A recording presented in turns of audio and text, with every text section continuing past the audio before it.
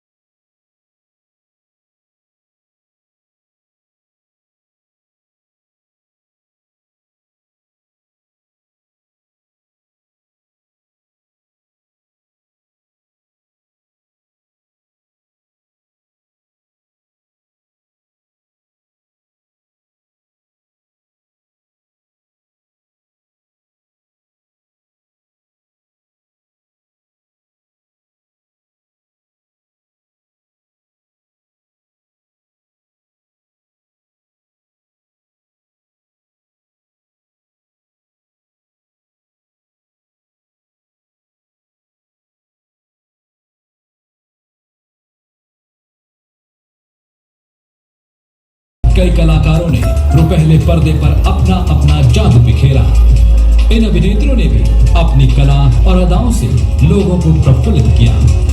Late 80s और 90s में आमिर खान, सलमान खान और शाहरुख खान ने दर्शकों को एक बार फिर सिनेमा घरों की ओर आकर्षित किया।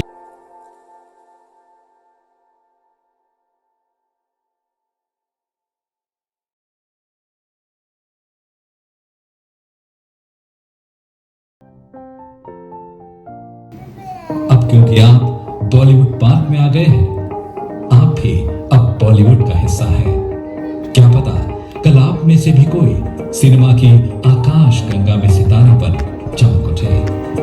जब तक मनुष्य रहेगा वो सपना देखेगा, और जब तक कोई सपना देखेगा स्वप्न नगरी यानी हमारी फिल्म इंडस्ट्री बरकरार रहेगी। जय हिंद।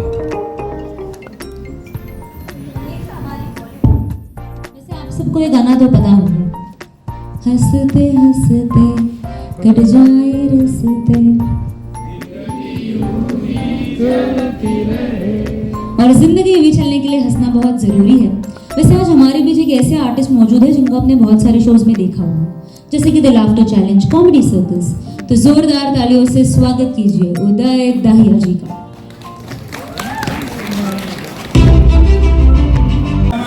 वाह क्या बात है, एक चीज चालू किया दूसरा बंद हो गया। बहुत अच्छे लग रहे हैं आप लोग इस उजाले में, और ऐसा आप मुझे भी कह सकते हैं। और इतना सारा लाइट मुझ पे जलाने का कोई मतलब भी नहीं है, क्योंकि मैं आपको बता दूं, मैं सिर्फ सुनने की चीज हूं, देखने की बिल्कुल नहीं। आप मुझे नहीं भी देखेंगे तो काम चलेगा, आप सिर्फ मुझे सुनिए। और जिसने मुझे देखना था उसने मुझे 10 साल पहले देख लिया, और ऐसा देखा है कि मैं किसी और के देखने के लायक बचा नहीं हूँ। तो बस मेरी बातें ही लेकर जो अच्छी लगती है, ऐसा लोग कहते हैं। आपको भी सुनकर अच्छा लगेगा तो सुनकर तालियां बजाइएगा। देख रहा हूँ मैं कार्यक्रम में, मुझे बच्चे बहुत दिखाई दे रहे हैं। यहाँ फ्रंट पे भी बैठे हुए हैं, यहाँ छोटे छोटे प्यारे प्यारे बच्चे बैठे, कुछ बड़े बच्चे भी हैं। एक बच्चे का अपना कार्यक्रम चल रहा है। ये सब हमारे देश का भविष्य है, ये थोड़ी देर और शांत नहीं हुई तो मेरा वर्तमान खराब हो जाएगा। लेकिन इनका कुछ नहीं कर सकते आप, क्योंकि इनका अपना कार्यक्रम होता है। पहले हम इनको बोलना सिखाते हैं, बेटा ये बोलो ये बोलो ये बोलो, एक बार ये बोलना सीख जाए फिर हमारा काम होता है इनको चुप कराना, बेटा नहीं बोलना नहीं बोलना नहीं बोलना। और आप कितना भी बोलते रहो नहीं बोलना, उनको बोलना है तो बोलना है। और गलती से अगर ये एक बार रोना शुरू कर दे, फिर किसी के बाप की हिम्मत नहीं है कि इनको चुप करा के दिखा दे। फिर अगर इनको कोई चुप करा सकता है इस दुनिया में तो एक ही शख्स है, वो है इनकी माँ। क्योंकि अगर माँ ठान ले तो बच्चा क्या, बच्चे का बाप भी चुप हो जाता है। तो मैं देख रहा हूँ बहुत सारे बच्चे इस हॉल में मौजूद हैं, छोटे छोटे प्यारे प्यारे बच्चे हैं, कुछ बड़े बच्चे भी हैं। मैं इन बच्चों की बात करता हूँ, ये जो आज के बच्चे हैं ना, ये नई पीढ़ी के बच्चे, ये साहब वैसे बच्चे बिल्कुल नहीं है जैसे हम थे। हम कैसे थे और ये कैसे हैं। हम छोटे थे तो हमें 100 तक की गिनती मार मार के सिखाई जाती थी, 100 तक की ना, हम 89 पे अटक जाते थे, फिर समझ में नहीं आता था आगे 80 बोलना है 90। और ये बच्चे आजकल के, ये 100 तक की गिनती तो टीवी का चैनल बदल बदल के सीख लेते हैं। ऊपर से इनके पास लैपटॉप है, कंप्यूटर है, मोबाइल, इतनी चीजें इनके पास हैं, इनका दिमाग इतना शार्प हो गया है, आप इनसे कुछ पूछो ये उसका जवाब नहीं देते, ये आपके क्वेश्चन पे एक और क्वेश्चन ठोकते हैं। उसका जवाब मैंने एक बच्चे से पूछा, मैंने कहा बेटा एक चीज बताओ, ये गरम तवे पर जब कॉर्न फूट के पॉपकॉर्न बनता है तो ऐसा उछलता क्यों है? वो बोला अंकल आप उस पर बैठ के देखो समझ में आ जाएगा। क्या इमेजिनेशन है, कहां तक की सोच है आप देखिए जरा। मैं बाहर निकला, गार्डन में एक बच्चा बैठा हुआ था आराम से बेंच पे, वो बैठ के चॉकलेट खा रहा मजे से, 1 2 3 4 10 चॉकलेट खा गया एक झटके में। अरे मैंने कहा बेटा ऐसा नहीं करते, ज्यादा मीठा खाने से इंसान जल्दी मर जाता है। बोलता है अंकल आपको पता है मेरे दादाजी 110 साल तक जिंदा रहे थे। मैंने पूछा भाई वो मीठा कम खाते थे? बोला नहीं, वो अपने काम से काम रखते थे। क्या जबरदस्त बच्चे हैं साहब। इनसे आपको पूछ के देखो, वो स्कूल में एक इंग्लिश के टीचर ने एक बच्चे को खड़ा किया, बोले खड़े हो जाओ बताओ find the value of x. लड़का बोला सर जिसे छोड़ ही दिया उसको क्या वैल्यू देना। क्या जब, अच्छा ऐसी बात नहीं है कि छोटे वाले, मैंने आपसे कहा 21वीं सदी के बच्चे, यानी कि वो बच्चे जो 2000 के बाद पैदा हुए और आज की डेट में 20-22 साल के, ये सब बहुत अद्भुत है साहब। ये किसी अलग दुनिया में घूम रहे हैं। ये आपको तब पता चलता जब आप इनसे कुछ बात करते हैं। वो एक लड़का यहाँ है 18-19 साल का, मेरे साथ बाहर निकला। बाहर आपने देखा बहुत जंगल है, पेड़ लगे हुए हैं। एक पेड़ पे एक पक्षी बैठा था तो मुझसे पूछने लगा उदय भैया ये कौन सा पक्षी है? मैंने उसको ध्यान से देखा, मैंने कहा अरे ये तो किंगफिशर है। तो मुझसे पूछता है ये माइल्ड है स्ट्रॉन्ग है? कौन सी दुनिया में घूम रहे हैं? हाँ अच्छा, कभी कभी ये कोई ऐसा क्वेश्चन करते हैं जो इनकी उम्र को मैच नहीं करता। ऐसा लगता है यार ये तुम कैसे पूछ सकते हो, लेकिन पूछ लेते। वो एक लड़के ने अपने पापा से पूछ लिया, बोले पापा एक बात बताओ ये राजनीति क्या होती है? बोले यार बेटा तू एक तो इतना छोटा और तेरे दिमाग में आ कैसे गया? अब बोले पापा आ गया, कल को बड़ा होऊंगा, देश का नागरिक बनूंगा, वोट डालूंगा, मेरे कारण सरकार बनेगी, आखिर मुझे पता चले कि राजनीति क्या होती है। अब एक पिता पुत्र के संवाद के माध्यम से एक राजनीतिक व्यंग आपको सुना रहा हूँ, आप सुनकर आनंद लीजिए, चिंतन कीजिए और देखिए कि देश की हालत क्या हो रही है। दोनों की बात चल रही है। बोले बेटा तू इतना छोटा बच्चा, चल मैं तुझे तेरे हिसाब से समझाता हूँ। ये बता बेटा कि घर में पैसा कौन कमाता है? बोले पापा आप। तो बोले बेटा मैं हो गया अर्थव्यवस्था, इकोनॉमी। ये पैसा खर्च कौन करता है बेटा? बोले मम्मी। बोले मम्मी हो गई सरकार, गवर्नमेंट। अच्छा बेटा ये बताओ अपन पेमेंट किसको देते? तनख्वाह। बोले अपनी नौकरानी को। बोले वो हो गई सर्वेंट, कर्मचारी। अच्छा पापा ये छोटा भाई? बोले घर में सबसे छोटा है बेटा, तो ये देश का भविष्य, फ्यूचर। अच्छा पापा और मैं? बोले तू क्वेश्चन कर रहा, तू जनता, जो प्रश्न पूछे वो जनता। तो बोले पापा अब और बताओ कुछ। अरे बोले क्या एक ही दिन में पूरी राजनीति समझ लेगा? चल भाग यहाँ से। और रात के समय पूरा परिवार सोया हुआ है। इस लड़के को प्यास लगी तो ये आधी रात को उठ के अपने कमरे से एक एक कमरा पार करके किचन की तरफ जा रहा पानी पीने के लिए। तो रास्ते में इसने देखा पापा के कमरे से पापा की और नौकरानी कुछ खुसर खुसर की आवाज आ रही है। तो आगे बढ़ा देखा मम्मी एक कमरे में गहरी नींद में सोई हुई है। आगे बढ़ा देखा छोटा भाई भी एक अंधेरे कमरे में सोया पड़ा हुआ है। ये किचन में गया, एक गिलास पानी पिया, इधर उधर भटका, आके चुपचाप सो गया। सुबह उठ के बोला पापा मुझे पूरी राजनीति समझ में आ गई। बोले यार बेटा कल तो तुझे मैंने आधी बताई थी, रात भर में तुझे पूरी कैसे समझ में आई? बोले पापा रात को पता चला कि राजनीति क्या होती है। बोले बेटा क्या पता चला तुझे? बोले पापा मैंने देखा अर्थव्यवस्था कर्मचारी का शोषण कर रही है। अर्थव्यवस्था कर्मचारी का शोषण कर रही, सरकार सोई पड़ी है। देश का भविष्य अंधकार में पड़ा और जनता बेचारी मारी मारी फिर रही।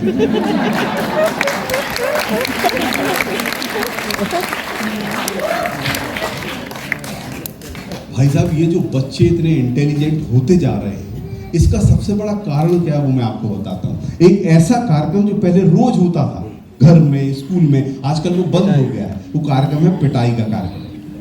पहले पिटाई घर में भी होती थी, स्कूल में भी, आजकल दोनों जगह बंद है। आजकल जो बच्चों को रिफ्रेशमेंट के नाम पे घुमाने ले जाते हैं ना, मॉल ले जा रहे हैं, वाटर किंगडम ले जा रहे हैं, बॉलीवुड पार्क ला रहे हैं। जब हम छोटे थे तो रिफ्रेशमेंट का एक ही साधन था, एक जोरदार झापड़ मारते थे, बच्चा 3 दिन तक रिफ्रेश रहता।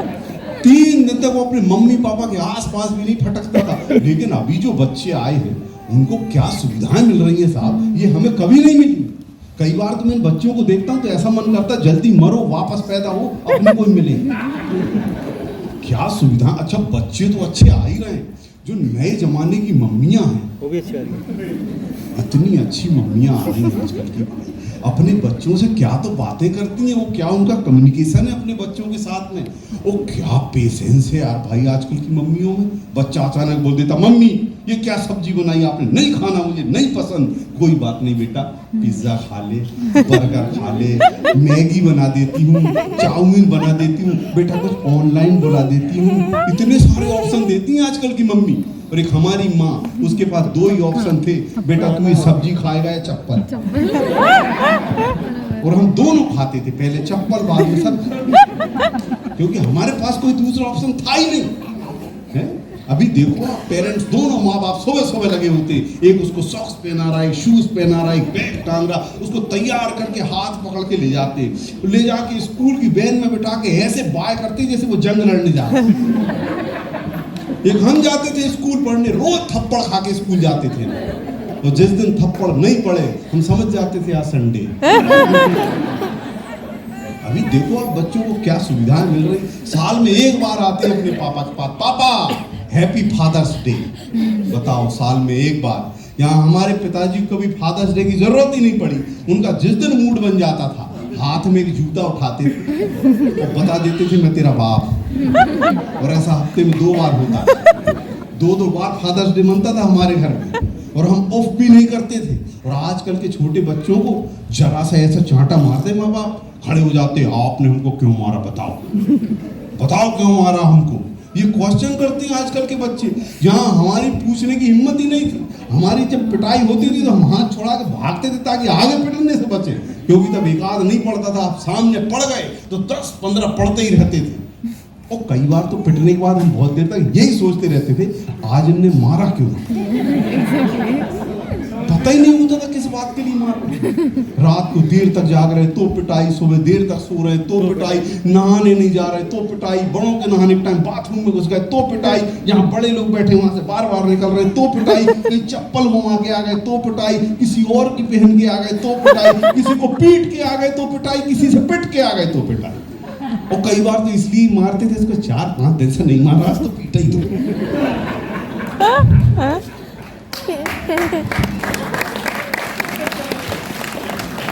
जिस तरह का रिएक्शन आपका आ रहा है मुझे ऐसा लग रहा है मैं आपकी कहानी आपको ही सुना रहा हूँ। ये अलग बात है कि मेरी अपनी कहानी है, लेकिन मुझे लग रहा है ये घर घर की कहानी है। बहुत अच्छा सुन रहे हैं आप लोग। मैं इस तरह की बातें घंटे 2 घंटे 3 घंटे लगातार कर सकता हूँ, लेकिन यहाँ एक टाइम स्लॉट होता है, उतनी देर में मुझे अपनी बात करनी होती है।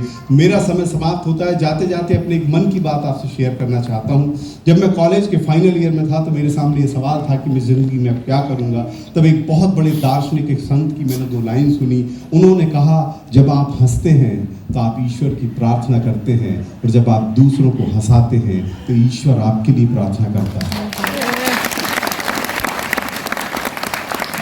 और तब मैंने तय किया कि मैं जीवन में एक ही काम करूंगा, मैं लोगों को हंसाऊंगा। हंसते हुए लोग खूबसूरत दिखाई देते हैं और मैं अपने काम से लोगों को खूबसूरत बनाता हूँ। बहुत बहुत धन्यवाद। नमस्कार, जय Hind.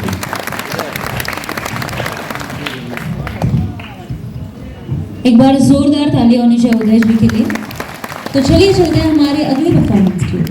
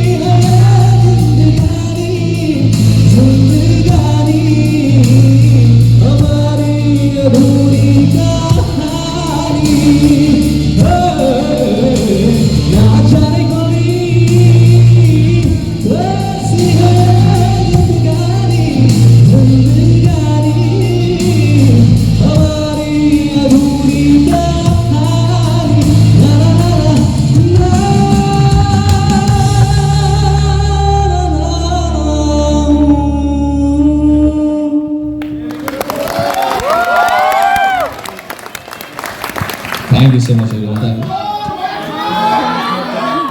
We'll go for one more, right? One more we'll go for, and there will be a song जो हम सब मिलके गाएंगे. चलेगा? यार पब्लिक आवाज बहुत कमाता है आपका. Okay, let's give it a try then. ये सॉन्ग मैं चाहता हूँ जितने लोगों को पता हो एटलीस्ट सब साथ में गुनगुना सकते हो, सब साथ में मिलके गाएंगे. Okay? Ready? Here we go then. इश्क बिना क्या जीना यारा, इश्क बिना क्या मरना यारो, इश्क बिना क्या जीना यारो, इश्क बिना क्या मरना से मीठा इश्क इश्क इमली से खट्टा इश्क वादा ये धारा ये कच्चा इश्क